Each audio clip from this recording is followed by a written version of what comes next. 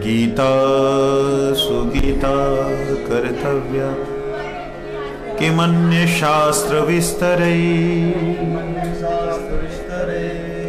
यस्वयं पद्मनाभस्य मुखपद्माद् विनिसृत सर्व उपनिषदो गावो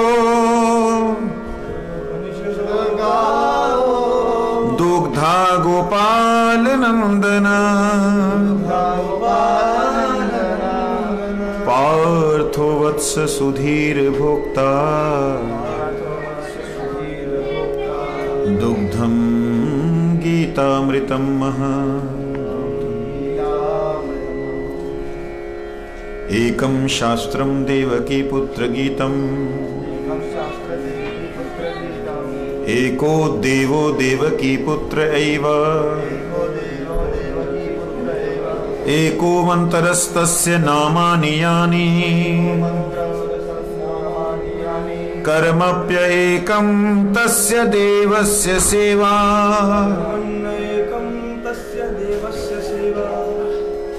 अथ अष्टादश अध्याय 18वां अध्याय हमने कल प्रथम श्लोक पढ़ा, श्रवण किया। आज हम श्रवण करेंगे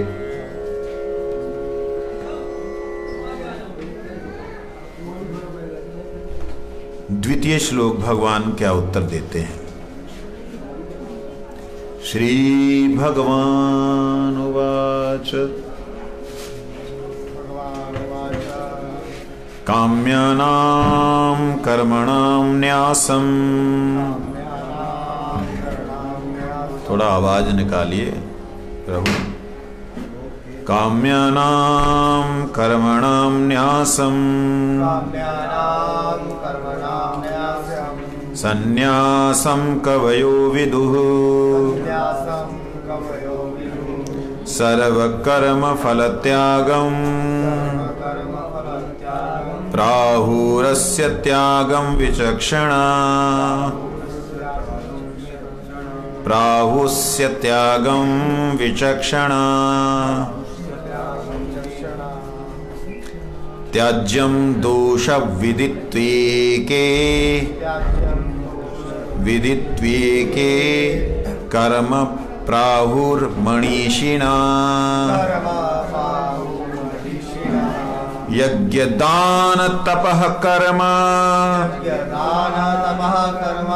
न त्याज्यम् इति चापरे। जब कल अर्जुन ने भगवान से पूछा कि हे प्रभु, सन्यास में और त्याग में क्या विशेषता है या क्या अंतर है? क्योंकि त्याग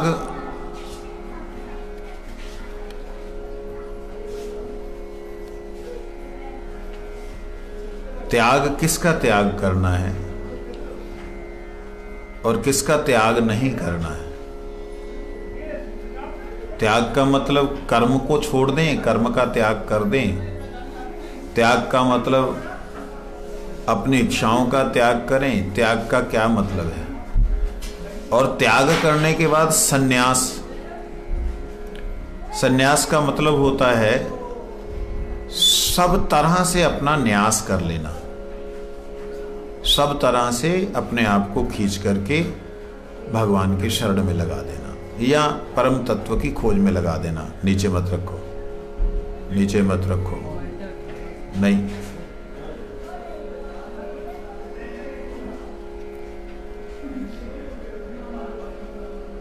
भगवद गीता साक्षात भगवान है। गुरु ग्रंथ साहब को किस प्रकार से सम्मान करते, कम से कम वहां से शिक्षा लेनी चाहिए।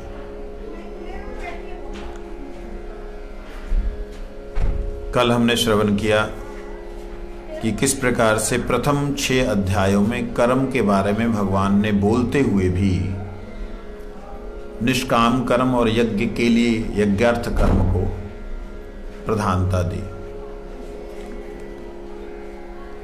यज्ञार्थ कर्म और निष्काम कर्म में क्या अंतर है, ये थोड़ा समझना होगा। निष्काम कर्म होता है कि मैं जो कर्म कर रहा हूं अपनी इच्छा से, अपना अच्छा समझ करके वह कर्म का फल नहीं चाहता, मैं कर रहा हूं बस। और यज्ञ अर्थात कर्म का अर्थ होता है भगवान की क्या जरूरत है। भगवान की तो जरूरत कुछ है नहीं, भगवान का कैसे सुख होगा, भगवान को सुख की तो चाहत नहीं है, लेकिन भगवान के उद्देश्य से करना, भगवान की प्रीति के लिए करना, वो यज्ञ अर्थात कर्म है। और फिर उसके बाद में एक बात भगवान ने कही कि जो तू कर रहा है मेरे को अर्पण कर दे, जो तू दे रहा है वो मेरे अर्पण कर दे। मतलब उसमें कर्तापन का अभिमान है करने वाले का। जय राधे श्याम। कर्तापन का अभिमान है करने वाले का, लेकिन जहां पर कर्तापन का अभिमान खत्म हो जाए वो कैसे होगा, उसके लिए भगवान ने कहा कि कर्म जो है वो हमेशा बंधन का ही कारण है। बंधन का कारण मतलब अच्छा कर्म भी बंधन का कारण, हाँ अच्छा भी बंधन का कारण, बुरा भी बंधन का कारण, हाँ बुरा भी बंधन का कारण। अच्छा समझो सोने की जंजीर, वीआईपी जेल, बुरा समझो तिहाड़ जेल। जेल तो दोनों ही है, कैदी दोनों ही है। एक को नजरबंद कर दिया, एक को थोड़ा सा जंगल में मतलब जंगले के अंदर खुला छोड़ दिया। इस तरीके से कैदी दोनों ही हैं। तो अच्छे कर्म, पुण्य कर्म, पाप कर्म, इन दोनों कर्मों में ही बंधन है। तो उसके लिए भगवान ने कहा ज्ञान अग्नि सर्व कर्माणि भस्मसात् कुरुते तथा। हे अर्जुन, ज्ञान अग्नि के द्वारा आप सभी कर्मों को भस्म कर दीजिए। तो ज्ञान क्या है, ज्ञान क्या है, ज्ञान के बारे में फिर भगवान ने बतलाया। ज्ञान वो है कि जो अपने आप को समझ ले कि मैं मुक्त हूं, मैं किसी भी बंधन में नहीं, मैं ये शरीर में नहीं, ये शरीर मेरा नहीं, मैं इस शरीर से अलग, शरीर के जितने सुख हैं मेरा सुख नहीं है उसमें, शरीर जो चाहता है वो मेरी चाहत नहीं है, शरीर को अगर मैं ना भी दूंगा तब भी मैं जीवित रहूंगा, मैं शरीर के बिना हूं, शरीर ना नष्ट होने के बाद भी मैं हूं। इस प्रकार से अपने आप का ज्ञान होना, ये ज्ञान मार्ग है। ये जब किसी को जग जाता है ना कोई कि मैं ब्रह्म तत्व हूं, मैं ब्रह्म तत्व हूं का मतलब मैं ब्रह्म से भिन्न नहीं हूं, अलग नहीं हूं, तब उस व्यक्ति के अंदर जो भी कर्म होते हैं, क्रिया होते हैं, सब जल जाते हैं। ब्रह्मभूत प्रसन्न आत्मा न शोचति न कांक्षति। जब ब्रह्मभूत अपने आप को ब्रह्म से उद्भूत, ब्रह्म से प्रकट समझता है, तब उसका कोई कर्म रह ही नहीं जाता। उसके द्वारा किया गया प्रत्येक कर्म यूं माना जाता है कि वह ब्रह्म कर्म है। वो क्या कर्म है? ब्रह्म कर्म है। इसीलिए जो महापुरुष मुक्त हो जाते हैं, उन मुक्त महापुरुषों की एक विशेषता ये होती है कि उनके द्वारा प्रत्येक कर्म भगवान को पहली बात समर्पित होता है, क्योंकि वो पूर्ण समर्पित है।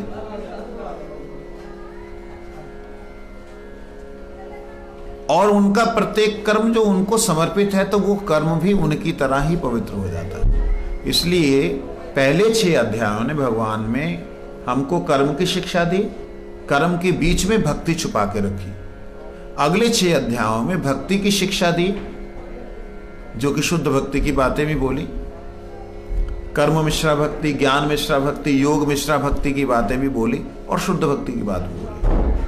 तो अगले ये बीच वाले 6 अध्याय, आखिर के 6 अध्यायों में भगवान ने जो बातें कही वो यहां बतलाते हैं। उसके अंदर ज्ञान, वैराग्य, कार्य आकार्य विवेक, कार्य आकार्य का विवेक और सगुण तथा निर्गुण का विचार, ये अगले आखिरी जो हम जिस 18वें अध्याय से पहले के 13 से लेकर 18वें अध्याय तक के जो 6 अध्याय हैं, इनमें ये बात कही है।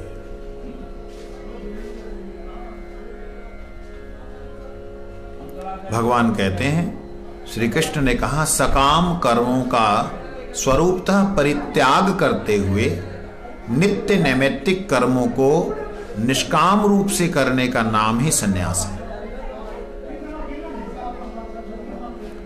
कहते हैं सकाम कर्मों का स्वरूपतः परित्याग करते हुए। सकाम कर्म किसे कहते हैं? जिस कर्म में हमें भगवान से, जहां जिस देव की आराधना कर रहे हैं उस देव से कुछ अपेक्षा हो। जैसे हम अगर कहीं किसी मंदिर में जाते तो हमारी अपेक्षा होती कि हमें प्रसाद मिले। ये दर्शन करने पर हमें प्रसाद मिले, जहां हमें कोई वहां पर पूछे, ये अपेक्षा जो है ये सकाम है। मतलब इसे सकाम समझने के लिए, सकाम इतना नजदीक तक होता है। आरती कर रहा हूं, पूजा कर रहा हूं, जहां मैं कथा बोल रहा हूं, जहां कीर्तन कर रहा हूं, इसके अंदर अगर मेरे अंदर लालसा आती है कि जो लोग सुन रहे हैं वो भाव विभोर हो जाए, तो भी सकाम है। मतलब भाव विभोर वाली बात भी सकाम है। मैं कथा में डूब जाऊं और मेरा अपना ना पता लगे, मैं पूजा में डूब जाऊं, मेरा अपना ना पता लगे, मैं दर्शन में चला जाऊं, दर्शन में ठाकुर जी मुझे देख लें, ये प्रसाद निष्काम है।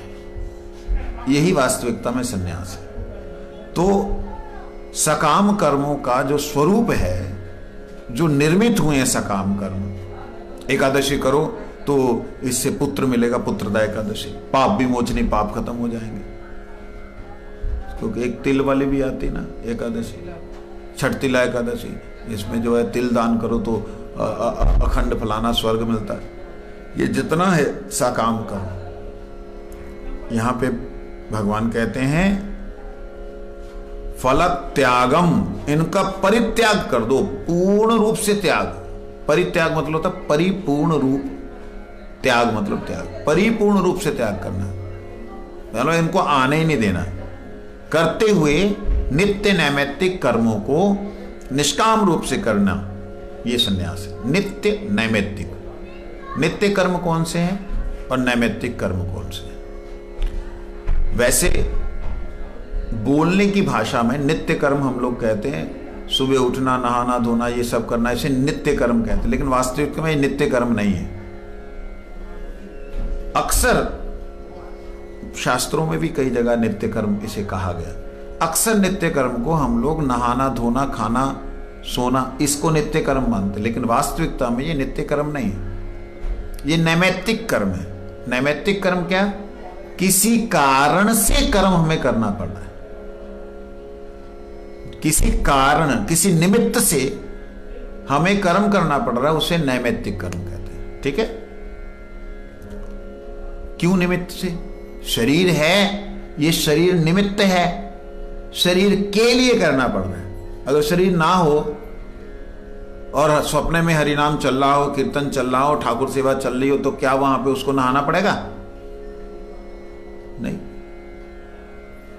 बिस्तर पे पड़ा हुआ है, मलमूत्र त्याग रहा है, लेकिन ठाकुर जी की सेवा में उसका मन जो है वृंदावन में रमन कर रहा है, गोवर्धन में रमन कर रहा है, तो क्या उसको नहाना पड़ेगा उसमें? ये नैमित्तिक कर्म है, समझे नहीं? शरीर के कर्म जितने हैं वो क्या है? नैमित्तिक। भूल से हम इसे नित्य बोलते हैं। नित्य कर्म कौन से हैं? नित्य कर्म जो है वो है भगवान का नाम, भगवान की सेवा, तिलक लगाना, संध्या वंदन करना, किसी से लज्जा ना करना, ये नित्य कर्म है। मतलब हम उल्टे सीधे बालों को रखने के लिए तो कोई शर्म नहीं करते, इधर से निकाल दे, इधर से निकाल दे, इधर से कर दे, पता नहीं क्या क्या करते रहते। इतनी सी मूछ हटा दी, इतनी दाढ़ी रख ली, पता नहीं क्या क्या करते रहते। अरे इन कर्मों को करना, प्रभु जी समाधि में मत जाइए, आप चले जाते हैं ना, पता लग जाता है।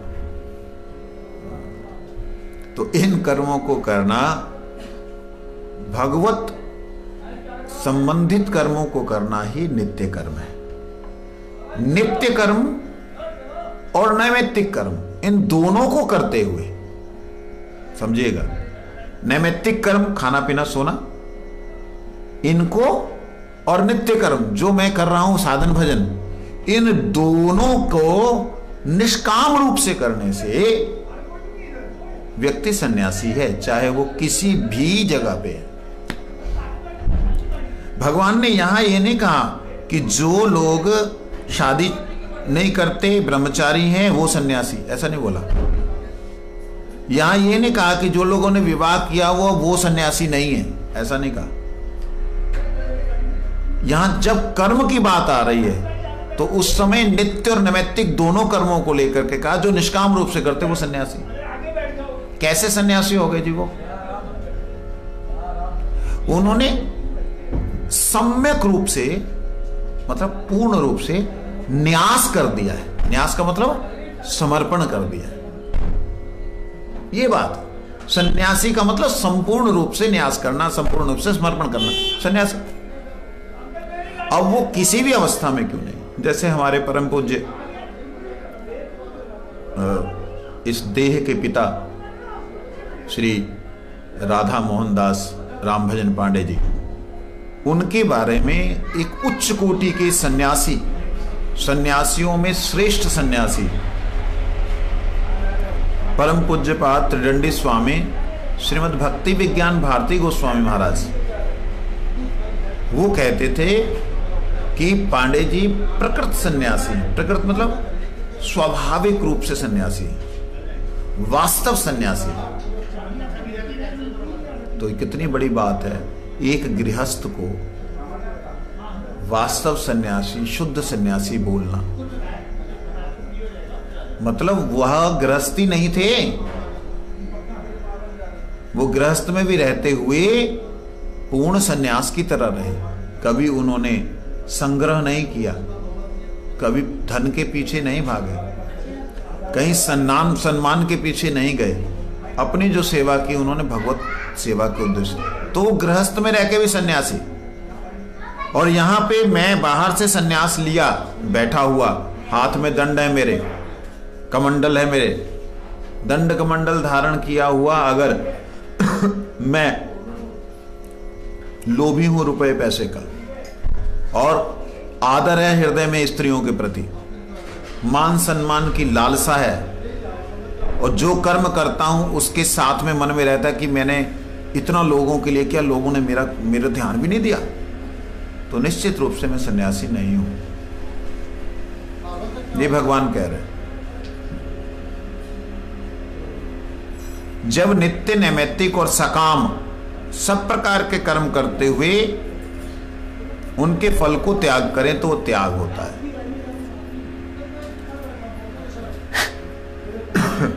देखिए, सन्यास और कर्म में भेद भक्ति विनोद ठाकुर जी कर रहे हैं। हम लोग त्याग को ही सन्यास समझते थे, मैं भी त्याग ही सन्यास, लेकिन त्याग सन्यास नहीं। सन्यास और त्याग में अंतर, भक्ति विनोद ठाकुर जी जो क्वेश्चन किया उसका जवाब दे रहे हैं। सन्यास तो हो गया नित्य और नैमित्तिक, केवल नित्य और नैमित्तिक कर्मों को पूर्ण रूप से भगवान के चरणों में समर्पित करते हुए निष्काम होकर करना है सन्यास। और जिस नित्य नैमित्तिक कर्मों में कामना जुड़ी हो, जिस नित्य और नैमित्तिक कर्म में कामना जुड़ी हो, सकाम हो, उन सब प्रकार के कर्मों को करते हुए उनका त्याग करना ही त्याग है। उसमें सकाम है, उसके अंदर निष्काम नहीं है, सकाम है, कामना है नित्य और नैमित्तिक कर्मों में। तो वह त्याग है। अगर उनको छोड़ते हैं तो, फल को छोड़ देते हैं तो त्याग है, वो संन्यास में। समझ आया? समझ आया? समझाओ, 4 लाइनों में समझाना है।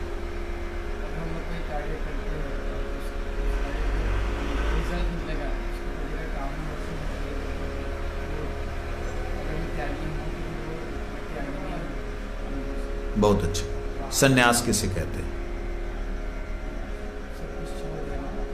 वो भी तो त्याग भी तो छोड़े रहा। 2 अंतर हैं, बड़ा ध्यान से समझो। मेरी भी समझ में जैसे आता तो मेरा आह्लाद होता, अच्छा लगता है। एक में है निष्काम रूप से नित्य और नैमित्तिक कर्म कर रहा है, ठीक है। एक में सकाम रूप से नित्य नैमित्तिक कर रहा है। छोड़ दोनों में फल रहे हैं। एक निष्काम होके कर ही निष्काम होके रहा है, तो जो निष्काम होके ही कर रहा है वो भक्ति कर रहा है। जो कामना लेकर के कर रहा है वो सकाम कर्म है। कामना लेके करने के बाद फल का त्याग कर रहा है, वो त्यागी है, वो सन्यासी नहीं। समझे? समझ आई? आगे कहते हैं, सभी विचक्षण कवियों ने सन्यास और त्याग का यही भेद बताया है। विचक्षण का मतलब होता है जो विशेष रूप से ईक्षण कर सके, चक्ष उसको डिफाइन कर सके। कहते जितने भी पहले विचक्षण कवि हुए हैं, जो अतीन्द्रिय बात को कह सकते थे, वो विचक्षण होते हैं। अतीन्द्रिय क्या होता है? इंद्रियों के अतीत जो बीत रहा है, जो चल रहा है, उसकी बात बता सके। उन ऋषियों ने, कवि का मतलब ऋषि होता है, कवि का मतलब सर्वज्ञ होता है, कवि शब्द का अर्थ होता है सर्वज्ञ। उन कवियों ने भी इसी सन्यास और त्याग में ऐसा ही भेद बतलाया। भक्ति विनोद ठाकुर जी कहते हैं। आगे श्रील विश्वनाथ चक्रवर्ती ठाकुर जी क्या कहते हैं? प्रथमं प्राच्यं मताम् आश्रित्य, नहीं, संन्यास त्याग शब्दोरभिन्न जाति यथार्थत्वम् आह काम्यानामिति पुत्र कामो जयेत स्वर्ग कामो जयेत इत्येव काम उपबंधेन विहितां काम्यानां कर्मणां न्यासं स्वरूपेनैव त्यागं सन्यासं विदुर न तु नित्यानामपि संध्योपास्यादि नामिति भावः, नामिति भावः।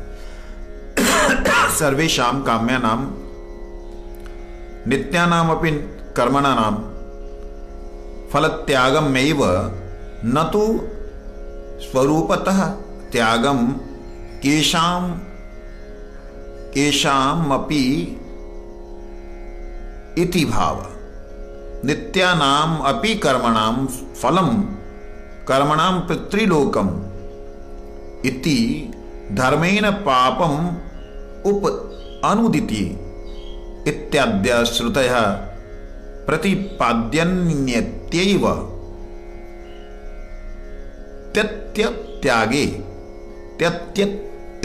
त्यागे फलाभिसन्धिरहितं सर्वकर्मकरणं सन्यासी तु फलाभिसन्धिरहितं नित्यकर्म करणं काम्यकर्मणां तु स्वरूपेणैव त्याग इति भेदोद्वये। कहता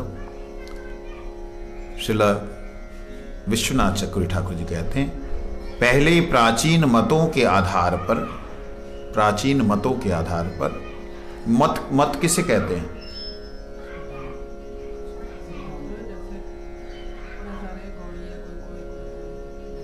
मत जो मति से उत्पन्न हो, अपनी बुद्धि से जो डिफाइन करके जो रखा जाता है कि यही सही है करके, वो उसका मत होता है। हाँ, मति से उत्पन्न हो। मति बुद्धि, मत वह है जो मति से उत्पन्न हो। तो मति से उत्पन्न को हम मत मानते तो उसे माने क्यों? कहते वह मति किसकी है ये देखना होगा, वो ऋषियों की मति है। तो इसीलिए यहां पे कहा कि प्राचीन मतों, मतलब प्राचीन ऋषियों के अनुसार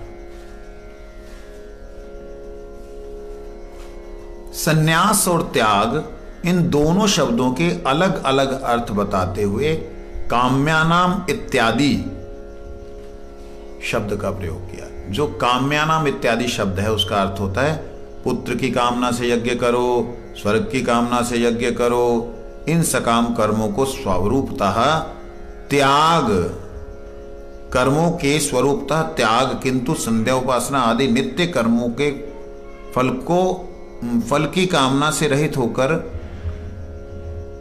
करने से संन्यास जानो।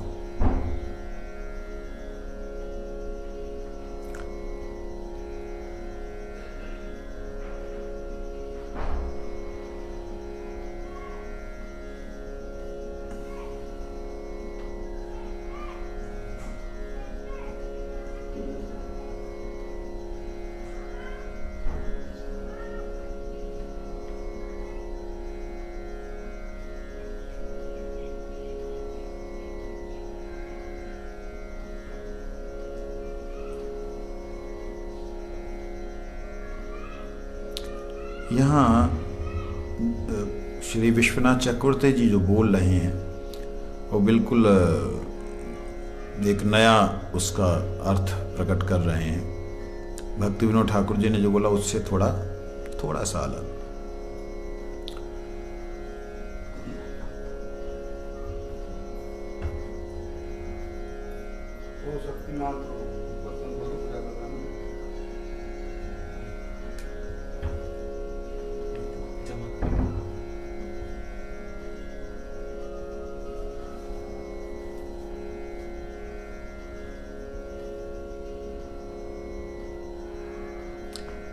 देखिए, पुत्र की कामना से यज्ञ करो, स्वर्ग की कामना से यज्ञ करो, जो भी कामना होती है उसमें भगवान को प्रसन्न करो।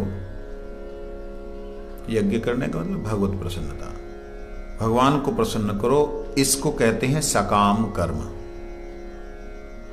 ठीक है, इनको स्वरूप से त्यागना, इनको पूर्ण रूप से त्यागना ही त्याग है। किंतु संध्या उपासना आदि नित्य कर्मों के फल की कामना से रहित होकर करने को संन्यास जानो। यहां पे जो हिंदी में अनुवाद किया है उसमें थोड़ा सा लिंक नहीं किया, अब लिंक समझ में आया रुकने के बाद। संध्या उपासना आदि नित्य कर्मों के फल को कामना रहित होकर के करना ही संन्यास है। मतलब एक है संध्या वंदन जो भी कर रहा है, जो भी यज्ञ कर रहा है उसमें कामना रख के कर रहा है, रखने के बाद त्याग कर रहा है कि प्रभु चलो अब ये तुम्हें, जैसे यशम देही, भाज्यम देही, धनम देही, फलाना ठिकाना देही देही करते हुए अंत में आता है कि सारे यज्ञ जो हैं हरि की संतुष्टि से, जस्मिन तुष्टे जगत तुष्टम प्रणीते प्रणीत जगत, ये वो हरि ही जिनकी संतुष्टि होती है, जिनसे उन हरि को समर्पयामी। मतलब सब कुछ मांग लिया देवी से, अंत में सारे यज्ञों के जो मालिक हैं उन हरि को हम समर्पण करते। तो ये क्या समर्पण है? मौखिक रूप से हुआ, लेकिन मांगा तो उसमें। और इसमें संध्या वंदन जो कर रहा है, भजन साधन जो कर रहा है, उस संध्या वंदन और नित्य जो नित्य कर्म है, उन संध्या वंदन और भजन साधन से वो कुछ भी नहीं चाहते। ये है सन्यास। इस सन्यास से भी ऊपर एक स्थिति है, उस स्थिति को कहते तूर्य अवस्था। क्या कहते हैं? तूर्य अवस्था।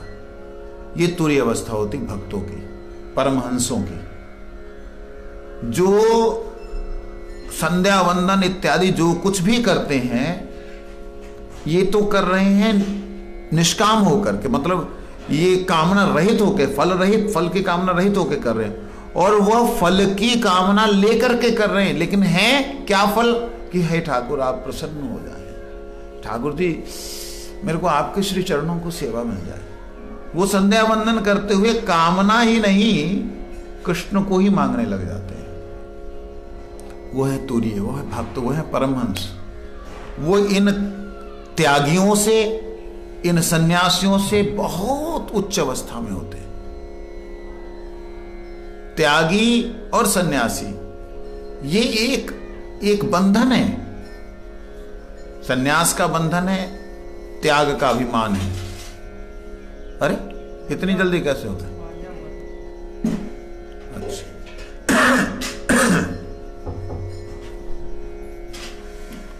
तो ऐसे कैसे हो गया? त्याग बंधन कैसे हो गया? सन्यास बंधन कैसे हो गया? देखिए, त्याग और सन्यास में बंधन कहां है? जहां पे अपनी कृति का, अपने द्वारा किए हुए कर्म का आपको आभास होता है, वो बंधन है। मतलब मैंने त्याग किया, मैंने त्याग किया, मैं प्रभु से कुछ नहीं चाहता, प्रभु आपकी जैसी इच्छा वो कीजिए, आपकी जैसी इच्छा वो कीजिए, ये सन्यास है। लेकिन प्रभु मैं आपकी सेवा चाहता हूं, यहां त्याग किए ही नहीं, आप मुझे अपनी सेवा दीजिए। मतलब भगवान भी जहां मजबूर हो जाए ना, वो है भक्त। इसलिए भगवान ने पहले अध्यायों में एक बड़ी सुंदर बात की,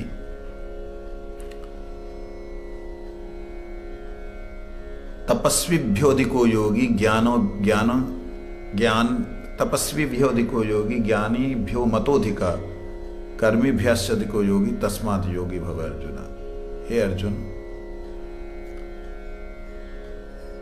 कर्मीभ्यधिको योगी तस्मात् योगी भव अर्जुन। हे अर्जुन, जो हठ योग करते हैं, चारों तरफ से अग्नि जला करके बैठे हुए हैं, ऊपर से सूरज की तपती हुई अग्नि, नीचे से बालू गर्म, और चारों से हवा कहीं से शीतल ना आ जाए, इसलिए खुले में बैठे चारों तरफ अग्नि लगा करके तप रहे हैं। कहते ये तपस्वी हैं, इनकी बहुत महिमा है, पृथ्वी के लिए इनका बहुत महत्व है, निश्चित रूप से। लेकिन ये तपस्वी से श्रेष्ठ हे अर्जुन योगी है। कहते कौन सा योगी? ज्ञानी, ज्ञान योगी। जो तपस्वी से श्रेष्ठ योगी है वो ज्ञान योगी है। ज्ञान योगी क्या है? वो देखता है कि चारों तरफ ब्रह्म ही ब्रह्म है, मेरे आगे पीछे ऊपर नीचे चारों तरफ, यहां तक कि इस रोम रोम में जो है वही रमा हुआ है। वो ज्ञान योगी है, जिसे कुछ तपस्या भी नहीं करनी, जिसने कुछ त्याग भी नहीं करना, जिसने कुछ भोग भी नहीं करना, वो ज्ञान योगी। जो कहता है मैं ही ब्रह्म हूं, तुम भी ब्रह्म हो, तुम भूले हुए हो, बस तुम याद करोगे तो तुम्हारे और मेरे में कोई भेद नहीं, वो ज्ञान योगी है। वो एक बोलना अलग है, अनुभव करना उसकी बात। भगवान कहते हैं इससे श्रेष्ठ है कर्म योगी। ज्ञान योगी कर्मों का त्याग कर देता है, कर्म योगी कर्म करता है लेकिन फल का त्याग कर देता है। अर्जुन अब असमंजस में पड़ गया, भाई आप चार चार योगी बता रहे हो। कहते हैं अर्जुन उससे श्रेष्ठ एक और योगी है, ये कर्म से श्रेष्ठ। अब कौन सा योगी बचा जी? अर्जुन पजल हो गया,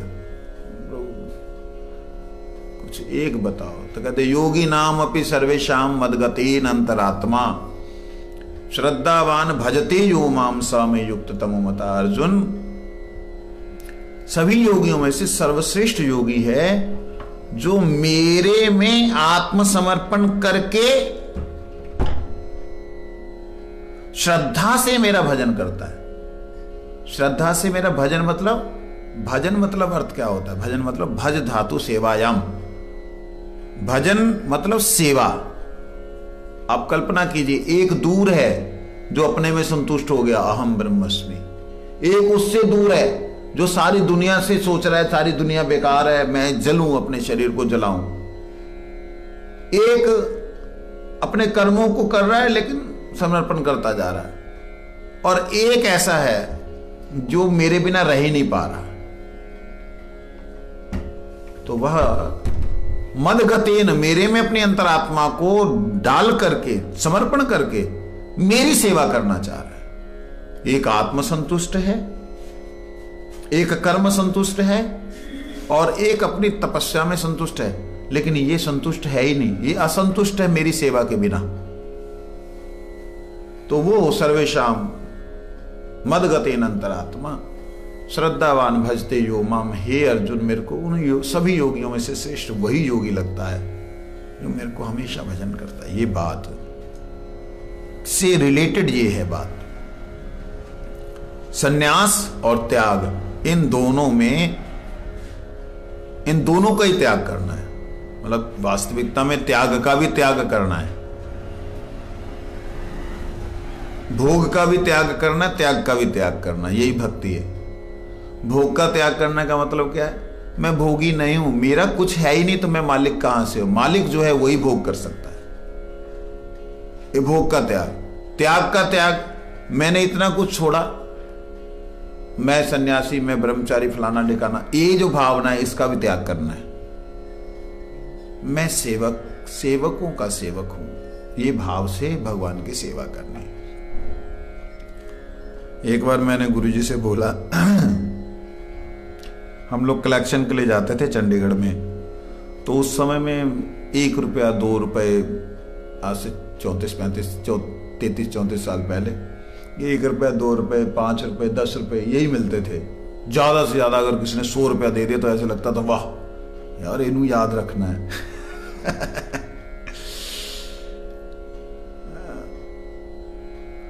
मैं गुरुजी के पास गया,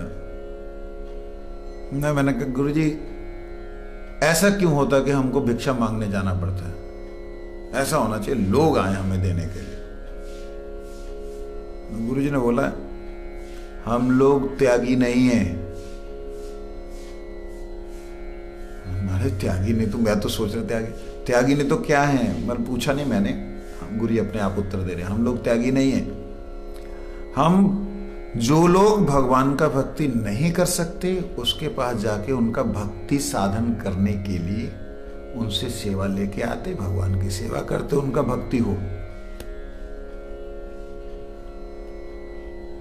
उनको भक्ति हो इसलिए जाते।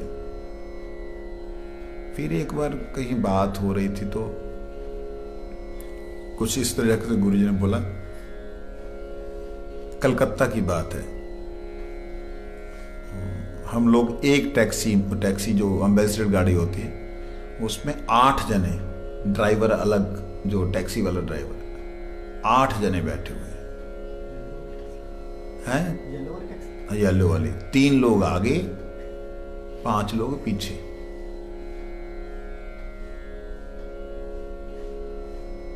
पांच नहीं, 8 नहीं 7 लोग थे, 4 पीछे थे, 3 आगे थे। मैं पतला पुतला था तो आगे, तो गुरुजी पीछे बैठे हुए थे।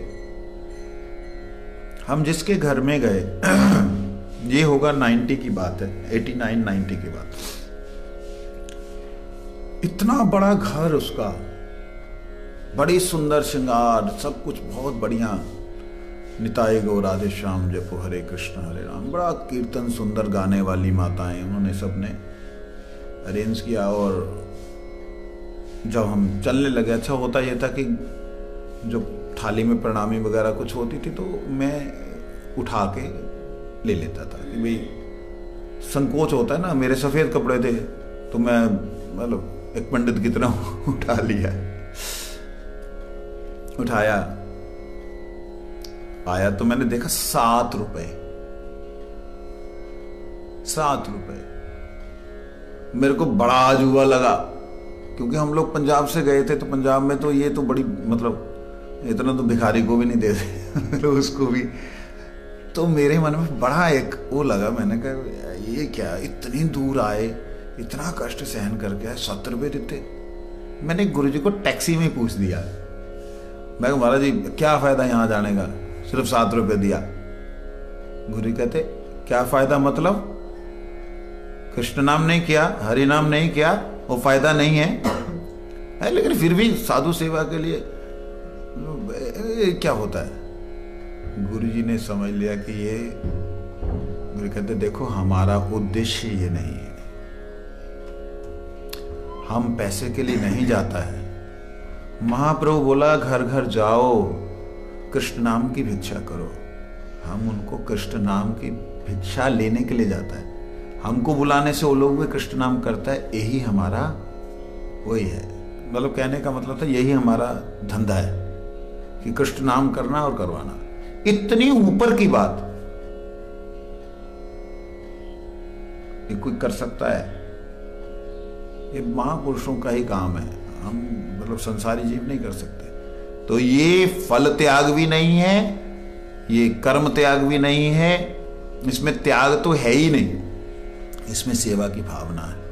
तो भक्तों का बिल्कुल ही अलग होता है। उसके लिए आगे कहते हैं त्याग के संबंध में कुछ विद्वानों ने ये निश्चित किया है कि कर्म को दोष समझकर उसे पूरी तरह से त्याग कर दो।